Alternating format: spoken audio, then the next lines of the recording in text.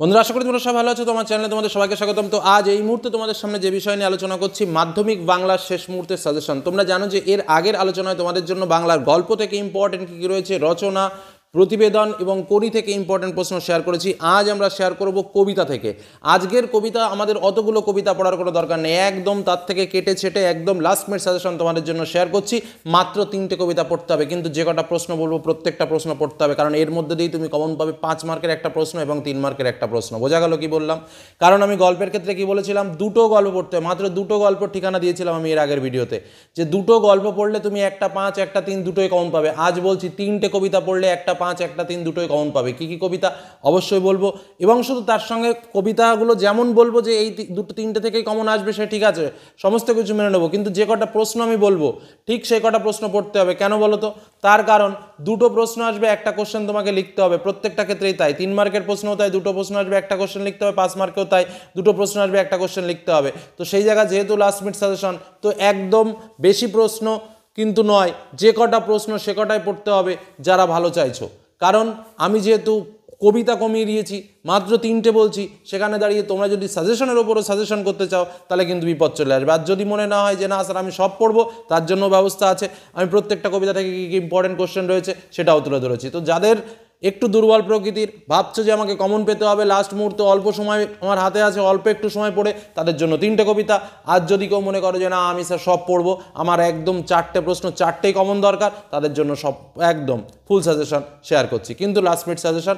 আর এইগুলো কিন্তু ভালো করে পড়ো। কেন বলছি? কারণ এর মধ্যেই প্রশ্ন থাকবে, এর বাইরে কিন্তু প্রশ্ন যাবে না। গল্প থেকেও বলেছি, আজ কবিতা থেকেও বললাম। এর আগে আমি তোমাদের জন্য প্রতিবেদন, সংলাপ সেগুলোও বলেছি, রচনাও বলেছি, একটা রচনা বলেছি সেটাই আসবে কিন্তু রচনাতে। তো প্রত্যেকটা ক্ষেত্রে এরকমভাবে তোমাদের জন্য লাস্ট মিনিট সাজেশন শেয়ার করছি, বিভিন্ন সাবজেক্ট সহ, বাংলা, জিওগ্রাফি, হিস্ট্রি, তারপরে তোমার জীবনবিজ্ঞান, ভৌতবিজ্ঞান, সমস্ত কিছুই। তো চলো দেখে নিই মূল ইম্পর্টেন্ট কী কী প্রশ্ন রয়েছে এবছরের কবিতা থেকে। 3 এবং 5 মার্কের প্রশ্ন কমন। চলো দেখে নেওয়া যাক প্রশ্নগুলো। বন্ধুরা চলো তাহলে দেখে নেওয়া যাক ইম্পর্টেন্ট কী কী বিষয় রয়েছে, কোন কোন প্রশ্নগুলো আমাদের পড়তে হবে এবং কোন কোন প্রশ্ন আমাদের মাধ্যমিক 2025 পরীক্ষায় আসতে চলেছে, হুবহু তার ঝলক তোমাদের সামনে তুলে ধরি। প্রথমে যে বিষয়টা আমি তোমাদের পরিষ্কারভাবে বলে দিতে চাই, দেখো আমাদের কবিতা কী কী রয়েছে। অসুখী একজন, আয়ারও বেঁধে বেঁধে থাকি, আফ্রিকা, অভিষেক, সিন্ধু তীরে অস্ত্রের বিরুদ্ধে গান এবং প্রলয়ের লাশ। এবার দেখো তোমাদের এবছরের পরীক্ষাতে 5 মার্কের প্রশ্নরূপে আসতে পারে অসুখী একজন, আফ্রিকা, অভিষেক, অস্ত্রের বিরুদ্ধে গান এবং প্রলয়োল্লাস থেকে। এই কটা জায়গা থেকেই শুধুমাত্র 5 মার্ক রূপে আসতে পারে। আমি বিষয়গুলো সব বুঝিয়ে বলবো। এবং 3 মার্ক রূপে কী কী আসতে পারে? 3 মার্ক রূপে আয়ারও বেঁধে বেঁধে থাকি, আফ্রিকা, অভিষেক, সিন্ধু তীরে এবং অস্ত্রের বিরুদ্ধে গান, এই জায়গাগুলো থেকে 3 মার্ক রূপে আসতে পারে। তো স্বাভাবিকভাবে আয়ারও বেঁধে বেঁধে থাকিতে 3 মার্কের প্রশ্ন আসে না, 5 মার্কের প্রশ্ন আসে, আমি ওটা বাদই রাখবো। তো যাই হোক, যেটা মূল কথা, তাহলে আমাদের দেখো অসুখী একজন কবিতা থেকে 5 মার্কের প্রশ্ন আসতে পারে, আয়ারও বেঁধে থাকি থেকে 3 মার্কের প্রশ্ন আসতে পারে, আফ্রিকা থেকে 5 মার্ক এবং 3 মার্কের প্রশ্ন আসতে পারে, অভিষেক থেকে 5 এবং 3 মার্কের প্রশ্ন, সিন্ধু তীরে থেকে 3 মার্কের প্রশ্ন, অস্ত্রের বিরুদ্ধে গান থেকে 5 এবং 3 মার্কের প্রশ্ন এবং প্রলয়োল্লাস থেকে 5 মার্কের প্রশ্ন। তাহলে মূল বিষয়টা কি হচ্ছে দেখো, মূল বিষয়টা যদি আমরা একটু চালাকির মধ্যে যাই তাহলে আমরা পরিষ্কার দেখতে পারবো আফ্রিকা থেকে 5 এবং 3 দুটো ইম্পর্টেন্ট, অভিষেক থেকে 5 এবং 3 দুটো ইম্পর্টেন্ট, আবার অস্ত্রের বিরুদ্ধে গান থেকেও কিন্তু 5 এবং 3 দুটোই ইম্পর্টেন্ট। এই 3টে জায়গা যদি আমরা ভালো করে কমপ্লিট করি তাহলে কিন্তু স্বাভাবিকভাবে আমাদের 3 মার্কের জন্য দুটো প্রশ্ন আসে, একটা প্রশ্ন লিখতে হয়, আবার 5 মার্কের জন্য দুটো প্রশ্ন আসে, একটা প্রশ্ন লিখতে হয়। তো এই 3টে যদি আমরা ভালো করে পড়ি তাহলে কিন্তু আমাদের একটা 5 মার্কের কোশ্চেন এবং একটা 3 মার্কের প্রশ্ন নিয়ে কোনো সন্দেহ থাকবে না। এটুকু কিন্তু আমরা একদম পরিষ্কার বুঝতে পারছি। তাহলে আমাদের যেটা করতে হবে সেটা কি, সবার আগে যেটা ভালো করে করতে হবে সেটা হচ্ছে এই যে 3টে কবিতা, অর্থাৎ আফ্রিকা, অভিষেক এবং অস্ত্রের বিরুদ্ধে গান, এই 3টে কবিতাকে কিন্তু খুব ভালোভাবে পড়তে হবে। এটাই কিন্তু ফার্স্ট কাজ। এবার দেখো আমি তোমাদের জন্য কিন্তু শুধুমাত্র এই 3টে কবিতার প্রশ্ন তো বলবোই, তার সঙ্গে অন্যান্য কবিতাগুলো থেকেও ইম্পর্টেন্ট প্রশ্ন বলবো, কিন্তু সবার আগে যে 3টের কথা বলবো, যে 3টে পড়লে আমি আশা রাখছি যে 5 মার্কের কোশ্চেন এবং 3 মার্কের কোশ্চেন বোথ তোমরা কমন পাবে, সেই 3টে কবিতার প্রশ্ন কমন পাওয়ার একটাই শর্ত, যেটা হচ্ছে কোনো প্রশ্ন বাদ দেওয়া যাবে না। আমি যে কটা প্রশ্ন দিচ্ছি সে কটা প্রশ্নই পড়তে হবে, কারণ যেহেতু আমরা একদম সাজেস্টিভ পড়ছি সেহেতু কিন্তু এই শর্তটা মেনে নিতেই হবে। তোমরা জানো যে তোমাদের গল্প থেকে আমি মাত্র দুটো গল্প পড়তে বলেছিলাম, এর আগের আলোচনাতে আমরা তোমাদের শেয়ার করেছি যে দুটো গল্পর প্রশ্ন পড়লেই কিন্তু তোমরা পরীক্ষাতে কমন পাবে। তো ঠিক সেরকমভাবে এটাও তোমাদের বলে দিচ্ছি, এই তিনটে কবিতার প্রশ্ন যদি তুমি ভালো করে পড়ো তাহলে কিন্তু তুমি এই কবিতা থেকেও কমন পেয়ে যাবে, একদম নিশ্চিত থাকতে পারো। চলো সময় নষ্ট না করে আমরা সরাসরি চলে যাব প্রথম আফ্রিকা, তারপর অভিষেক, তারপর অস্ত্রের বিরুদ্ধে গান কবিতার প্রশ্ন এবং অন্যান্য প্রশ্নগুলোকেও একটু দেখে রাখবো। তো প্রথম আসি আফ্রিকা কবিতার প্রশ্ন। প্রথম প্রশ্ন, এলো ওরা লোহার হাতকড়ি নিয়ে, ওরা কারা, ওদের পরিচয় দাও। দ্বিতীয় প্রশ্ন, নখ যাদের তীক্ষ্ণ তোমার নেকড়ের চেয়ে, যাদের বলতে কাদের কথা বলা হয়েছে, তার নখ নেকড়ের চেয়ে তীক্ষ্ণ বলার কারণ কি। পরবর্তী প্রশ্ন, দাঁড়াও এই মানহারা মানবীর দ্বারে, কখন কে দাঁড়াবে। পরবর্তী কোশ্চেন, ছিনিয়ে নিয়ে গেল তোমাকে, তোমাকে বলতে কার কথা বোঝানো হয়েছে, তাকে কে কোথা থেকে ছিনিয়ে নিয়েছে।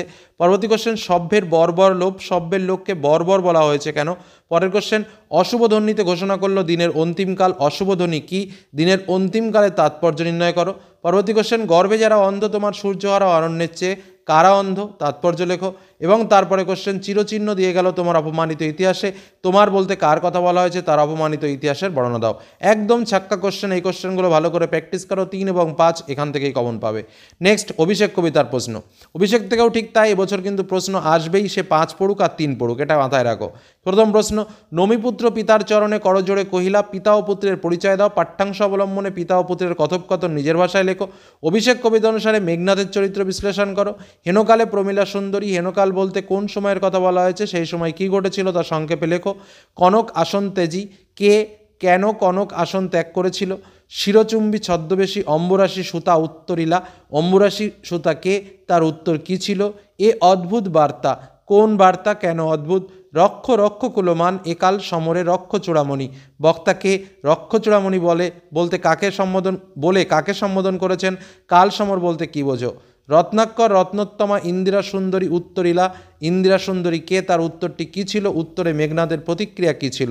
সাজিলা রথীন্দ্র সর্ব বীর আবরণে, রথীন্দ্র সর্ব বলতে কী বোঝানো হয়েছে, তার এই বীর আবরণে সজ্জিত হওয়াকে কাদের সঙ্গে তুলনা করা হয়েছে, ঘটনা উল্লেখ করে তা বর্ণনা করো। এবং লাস্ট কোশ্চেন, গুচাবো ও অপবাদ বোধির ইপুকুলে, ও অপবাদ বলতে বক্তা কোন অপবাদের কথা বলেছেন, সেই অপবাদ গোছাতে বক্তা কী করেছিলেন। এবার আসবো অস্ত্রের বিরুদ্ধে গান কবিতা থেকে।